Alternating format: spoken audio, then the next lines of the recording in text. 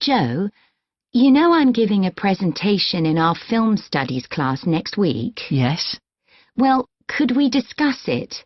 I could do with getting someone else's opinion. Of course, Katie. What are you going to talk about? It's about film adaptations of Shakespeare's plays. I've got very interested in all the different approaches that film directors take. Uh-huh. So I thought I'd start with Giannetti, who's a professor of film and literature, and in one of his books he came up with a straightforward classification of film adaptations based on how faithful they are to the original plays and novels. Right. I've already made some notes on that, so I just need to sort those out before the presentation. I thought that next I'd ask the class to come up with the worst examples of Shakespeare adaptations that they've seen, and to say why. That should be more fun than having their favourite versions. Yes, I can certainly think of a couple. Right.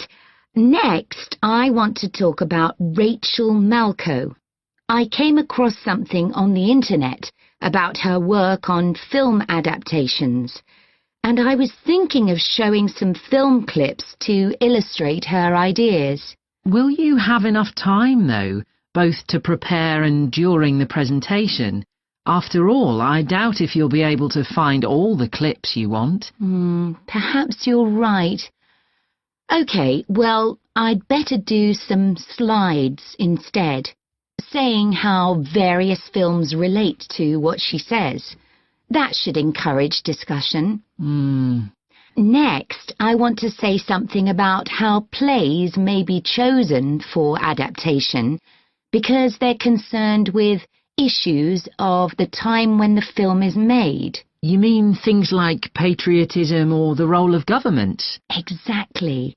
It's quite tricky, but I've got a few ideas I'd like to discuss. And finally, I want to talk about a few adaptations that I think illustrate a range of approaches and make some comments on them. Do you know the Japanese film Ran? I haven't seen it. It was based on Shakespeare's King Lear, wasn't it? That's right. It was a very loose adaptation, using the same situation and story, but moving it to 16th century Japan instead of 16th century Britain. So, for example, the king's daughters become sons, because in Japanese culture at that time, women couldn't succeed to the throne. OK. I hope you're going to talk about the 1993 film of Much Ado About Nothing. I think that's one of the best Shakespeare films. It really brings the play to life, doesn't it? Yes, I agree. And I think filming it in Italy, where the play is set, makes you see what life was like at the time of the play. Absolutely. Right. What's next? Next, I thought Romeo and Juliet, the 1996 film, which moves the action into the present day. Yes, it worked really well, I thought, changing the two feuding families in the original to two competing business empires, even though they're speaking in the English of the original play. You'd expect it would sound really bizarre, but I found I soon got used to it. Me too. Then I thought I'd include a real Hollywood film, one that's intended to appeal to a mass commercial audience. There must be quite a number of those. Yes, but I've picked the 1996 film of Hamlet. It included every line of the text, but it's more like a typical action hero movie. There are loads of special effects, but no unifying interpretation of the play. All show and no substance. Exactly. Then there's Prospero's books, based on The Tempest. That was really innovative from a stylistic point of view.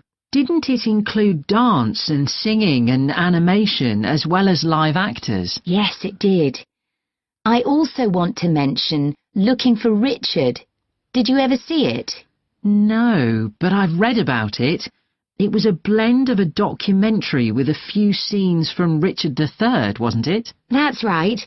It's more a way of looking into how people nowadays connect with the playwright.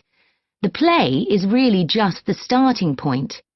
And that'll be where I finish. Well, it sounds as though it'll be very interesting.